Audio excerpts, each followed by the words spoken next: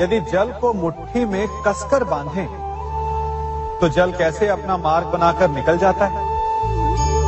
इसी धारा की भांति यही अवस्था हमारे अपनों के साथ भी होती है।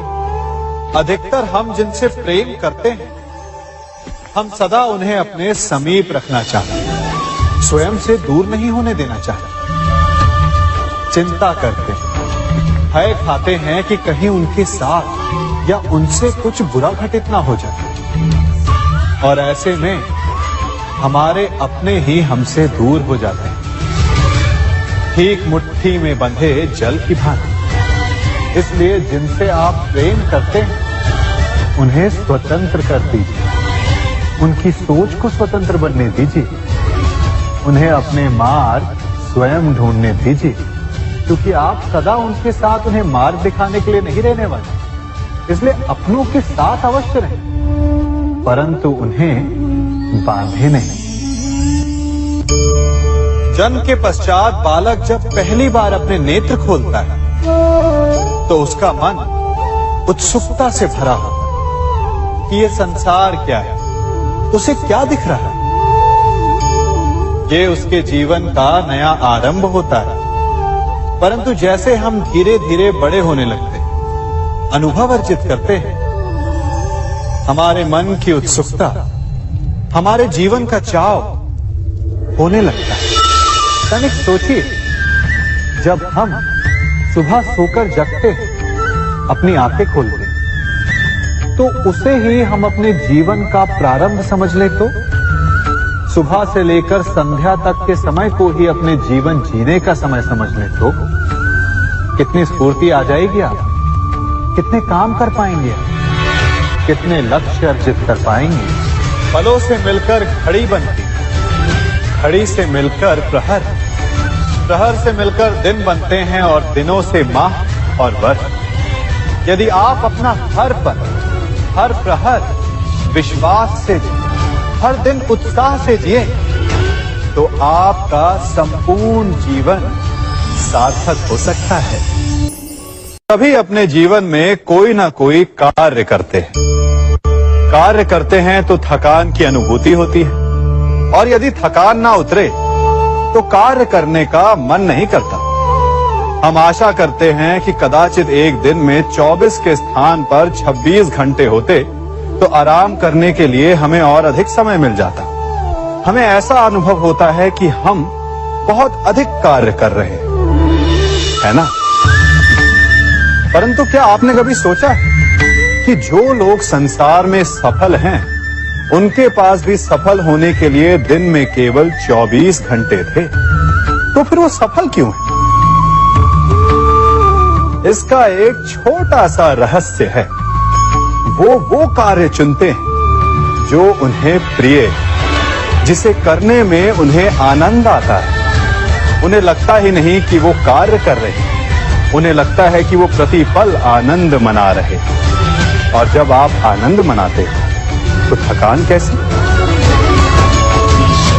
इसलिए यदि आप जीवन में कोई भी कार्य करें, तो वो आपके मन को भाना चाहिए, या जो कार्य आप कर रहे हैं उसे अपने मन को भा देने दो। सफलता आपको मिलेगी। मनुष्य अपना जीवन विश्वास पर जीता है, परंतु विश्वास किसका? तनिक सोचिए, किस पर विश्वास है आपको? महापुरुषों की कही बातों पर, ग्रंथों में लिखे ज्ञान पर, माता पिता की सीख पर, या मित्रों के दिए गए निर्देशों पर, या फिर मेरी कही बातों पर? ये सब विश्वास अपूर्ण है जब तक आपको स्वयं पर विश्वास ना हो। यदि विश्वास करना है तो पहले अविश्वास करने के विज्ञान को भी सीखना चाहिए।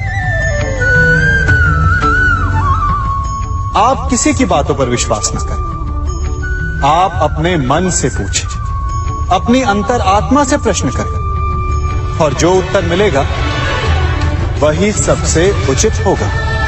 जब आप अपने मन, अपनी अंतरात्मा पर विश्वास करना सीख जाएंगे, तो नीति ज्ञान, सब आपके भीतर से स्वतः उमड़ेगा। और यदि आप स्वयं पर ही विश्वास ना कर पाए तो धर्म ग्रंथों में लिखे श्लोक, महापुरुषों की वाणी, माता पिता की सीख या मित्रों का निर्देश कोई भी लाभ नहीं दे पाएगा।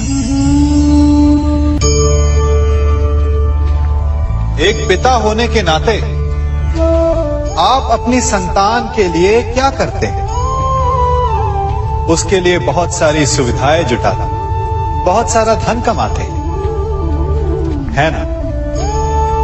और क्या आपको ऐसा लगता है कि यही उचित है आपकी संतान के लिए? इस पंछी को देख रहे हैं?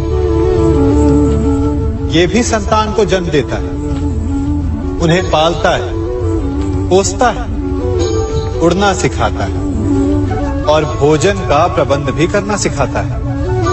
परंतु उनके बड़े हो जाने के बाद उनके लिए अलग से घोंसला नहीं बनाता। क्यों? क्योंकि यदि इसने संतान को सब कुछ करके दे दिया तो संतान क्या करेगी?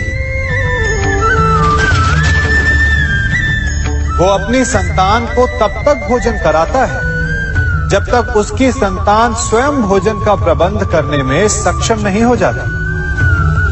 और उसका लाभ ये मिलता है कि उसी की भांति उसकी संतान आत्मनिर्भर बनती है। इसलिए अपनी संतान को उतनी ही सुविधाएं दें जितनी आवश्यक है। मोह को त्यागें। आपका उनसे मोह उन्हें कभी आत्मनिर्भर नहीं बनने देगा। अपनी संतान को कर्म करना सिखाइए। यदि आपकी संतान कर्म करना सीख गई तो वो धन स्वयं कमा लेगी। और यदि वो आलसी, अकर्मण्य बन बैठे तो आपके संचित धन का भी नाश कर देगी। कभी किसी के यहां अतिथि बनकर गए हो? क्या अपेक्षाएं होती हैं आपकी? कि आपका स्वागत हो, सम्मान हो, यही ना? अवश्य कि आपका सत्कार करने वाला मन से ऐसा कर रहा है या उसके मन में कोई खोट है। कहीं वो धूर्त तो नहीं? क्योंकि धूर्त का सत्कार भी विनाशकारी ही होता है। फिर से एक प्रश्न उठता है कि धूर्त को पहचाने कैसे? कभी सर्प को देखा है? उसके निकट जाओ तो फुफकारता है, दूर रहने की चेतावनी देता है। और यदि वही सर्प आपके निकट आकर नृत्य करने लगे तो विचित्र नहीं लगेगा आपको? लगेगा ना? उसी प्रकार किसी के स्वभाव में यही विचित्रता आना धूर्तता का लक्षण है।